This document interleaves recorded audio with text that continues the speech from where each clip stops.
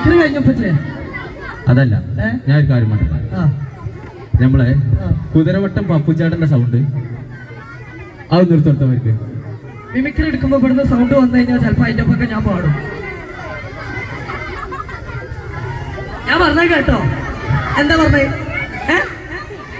ഞാൻ മിമിക്രി എടുക്കുമ്പോ അങ്ങോട്ട് പറയില്ല, അപ്പൊ ഞാനും അങ്ങോട്ട് പറയുന്നേ. ഇപ്പൊ ഞാൻ പിന്നെ മിമിക്രി എടുത്തോടുത്തോ ഓലോട്ട് സംസാരിച്ചു കൊടുക്കുന്ന ഈ ആൾക്കാർ മുഴുവൻ നമ്മളെ ചിലപ്പോ കുതിരോട്ടം പപ്പ് എടുക്കുമ്പോ അതിന്റെ ഇടയിൽ കൂടെ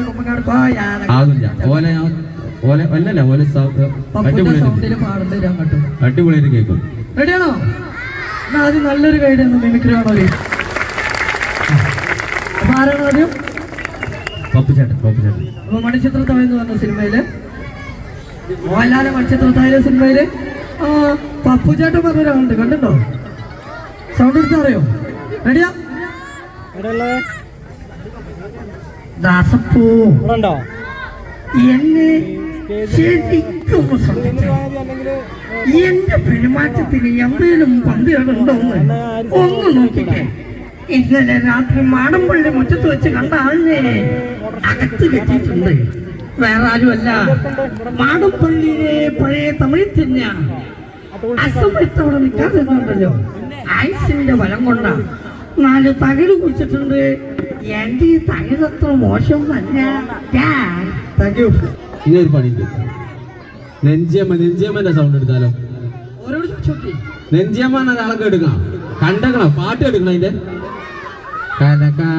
തങ്കനമേലെ അറിയാം. അപ്പൊ ആ പാട്ട്, നെഞ്ചിയമ്മന്റെ പാട്ട് പാടൂലേ? അപ്പൊ ഞാനിന്ന് ഒരു ഇത് കൂടെ ചോദിക്കാം.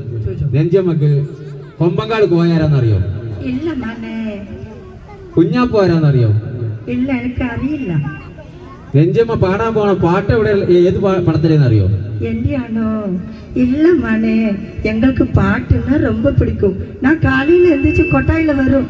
நான் இந்த பாட்டு பாடி தராவே. எஸ். கலங்காத்தா சந்தனமே ரவது போக புத்துருக்கோ பூ பறிக்கா போகிற மகிழ நாத்தமக்கில போ தானானே தானி நானே தானானே தானினே தானானே தானி நானே தானானே தானினே.